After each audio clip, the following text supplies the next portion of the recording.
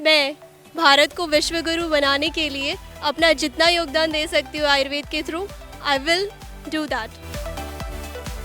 Sir, पढ़ाई करते हुए मुझे रियलाइज़ हुआ कि मुझे डॉक्टर बनना है और लोगों की सेवा करनी है। इस तरीके से बहुत सारे डिसऑर्डर्स ऐसी हैं जिनका शमन आयुर्वेद की चिकित्सा से हम क्विकली कर सकते हैं। आयुर्वेद पे जाते हैं, आयुर्वेद ट्रीटमेंट लेते हैं, तो आई थिंक पेशेंट के लिए वो ज़्यादा बेटर रहता है। अभी हमें ज़रूरत है इस चीज़ की कि हम सबसे पहले आयुर्वेद को अपनाएं ताकि हमारी इम्यूनिटी लेवल इंक्रीज हो सके। नमस्कार, आप देख रहे हैं सौगंध टीवी और मैं हूं अंकित वर्मा। इस वक्त मेरे साथ 3 यंग आयुर्वेदिक डॉक्टर्स हैं और हाल ही में इन्होंने आरएवी से पढ़ाई पूरी की है और दिल्ली में आए हुए विज्ञान भवन में माइलेट्स को लेकर प्रोग्राम चल रहा था, सेमिनार चल रहा था, उसे अटेंड करने आए। सबसे पहले अपने बारे में बताइए, आपका नाम क्या है? Myself doctor Anoksha Gosai. I have done my RAV from Mumbai and basically I'm from Uttarakhand. I'm Dr. Pratibha Ola and I'm a proctologist. I'm doing surgeries in anorectal disorders in Himachal Pradesh. मेरा नाम संगीता है और मैंने अपना आरएवी भोपाल से complete किया है और अभी बेसिकली मैं उदयपुर की रहने वाली हूँ और अभी फ़िलहाल मैं कोपरगार रामदास आवर सर के यहाँ अपना पूरा क्लिनिकल सीख रही हूँ बंध्यत्व पे, स्त्री बंध्यत्व पर। दिल्ली में आए हैं, आप बात करेंगे माइलेट्स का जो प्रोग्राम चल रहा था, लेकिन ये बताइए कि आयुर्वेदिक ही करना था, शुरू से डॉक्टर बनना था इसी का ही, या फिर पढ़ाई करते करते आपके जहन में आया कि आयुर्वेद जो है वो बढ़ रहा है आगे, उसको और प्रमोट करना चाहिए? क्या सोचा था?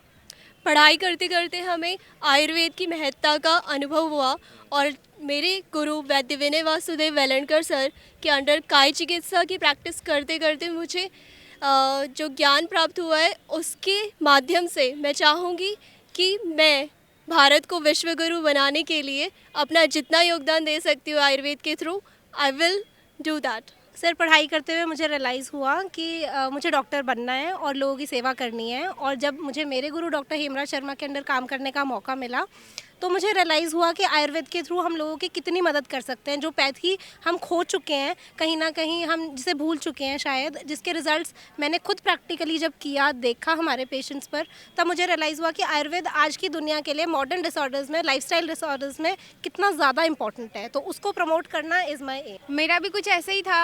आयुर्वेद में शुरू से पूरी फैमिली बैकग्राउंड में कोई भी लोग आयुर्वेद में नहीं थे, तो सोचा कि कुछ डिफरेंट करना है, तो वैद्य का ही सोचा। फिर भोपाल जाके रियलाइज़ हुआ कि जो जितनी भी लाइफस्टाइल डिसऑर्डर, क्रॉनिक डिजीज़ेस जो है वो बिल्कुल ही एलोपैथी में इसका ट्रीटमेंट नहीं है। तो लगा कि चलो मैं बहुत अच्छा काम करने वाली हूँ, तो और इसको आगे ज्ञान लेने के लिए अभी मैं दिल्ली गई हूँ। और जो फीमेल इनफर्टिलिटी या फिर मेल इनफर्टिलिटी जो इतनी ज़्यादा मतलब पॉपुलर अब आजकल हो रखी है, तो उसको सीखने के लिए अभी मैं सर के पास हूँ और उसको पूरा अच्छे से आयुर्वेद के थ्रू, मतलब 3 महीने में अपन उसको कैसे पूरा कंसीव करा सकते हैं, ये मैं पूरा आयुर्वेद से करना चाहती हूँ और इसी में आगे बढ़ना चाहती हूँ। एलोपैथी लोग यूज़ करने वाले ये लोग मानते हैं कि आयुर्वेद का जो इलाज है बहुत ही ज़्यादा धीरे धीरे होता है और इतने में तो बीमारी बढ़ जाती है, आगे दिक्कत हो जाती है। ऐसा आप मानते हैं? आपको क्या लगता है? नहीं, हमारा ऐसा बिल्कुल भी मानना नहीं है, क्योंकि आप विसर्प का पेशेंट देखिए, herpes zoster, it is a kind of rare disease, but जो उसमें दाहा होता है, शूल होता है,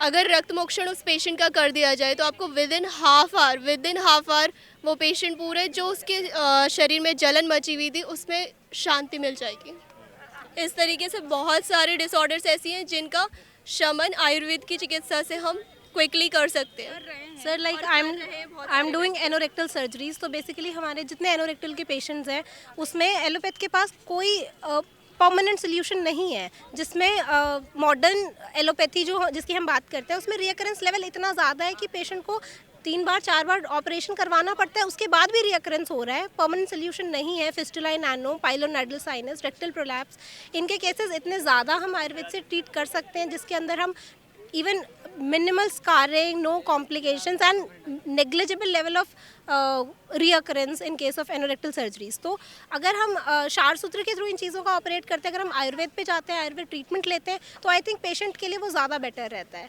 अभी आयुर्वेद को लोग इतना रिकॉग्नाइज नहीं कर पाते हैं, लोगों के पास इतना अभी नॉलेज नहीं है इस चीज़ के बारे में, but I am very sure कि जितने भी यंग डॉक्टर्स हैं हमारी तरह, वो आयुर्वेद को अलग लेवल पर लेके जाएंगे, पेशेंट्स को अलग तरीके से ट्रीट करेंगे, ताकि जो आज हम एलोपैथ के कॉम्प्लिकेशंस देखते हैं, लाइक एंटीबायोटिक्स हैं, एंटीबायोटिक रेजिस्टेंस डेवलप हो जाती है, लोगों को दवाइयाँ असर नहीं कर रही हैं एक लेवल के बाद। Basically what they are doing is they are just increasing their doses, कि पहले 500 mg 650 mg, this is not how our body works. अगर इसी तरह हम करते रहेंगे तो हमारी इम्यूनिटी लेवल वैसे भी बहुत वीक हो जाएगी। तो अभी हमें ज़रूरत है इस चीज़ की कि हम सबसे पहले आयुर्वेद को अपनाएं ताकि हमारी इम्यूनिटी लेवल इंक्रीज़ हो सके। और जितने भी जैसे हम बात कर रहे हैं कि आयुर्वेद मेडिसिन बहुत स्लो काम करती हैं, I don't rely on that, क्योंकि इम्यूनिटी बढ़ाने के लिए क्या करना चाहिए? योगा करना चाहिए, मेडिटेशन करना चाहिए, या फिर आयुर्वेदिक मेडिसिन को लें लोग, या कैसे? सर एक्चुअली आयुर्वेद कम्प्लीटली हमें सिखाता है लाइफस्टाइल के बारे में कि हमें रहना कैसे है। अगर सबसे फर्स्ट एम आयुर्वेदा का होता है टू कीप एवरीवन हेल्दी, जो हेल्दी है उसको उसकी हेल्थ को मेंटेन किया जाए, डूइंग इंक्लूडिंग या स्वस्थस्य स्वास्थ्य रक्षणम। सबसे पहले अगर हम आयुर्वेद को ही अपनी दिनचर्या में ले आए और साथ में ऋतुचर्या का पालन करें तो हम अपने जीवन को, अपने शरीर को हमेशा स्वस्थ रख सकते हैं।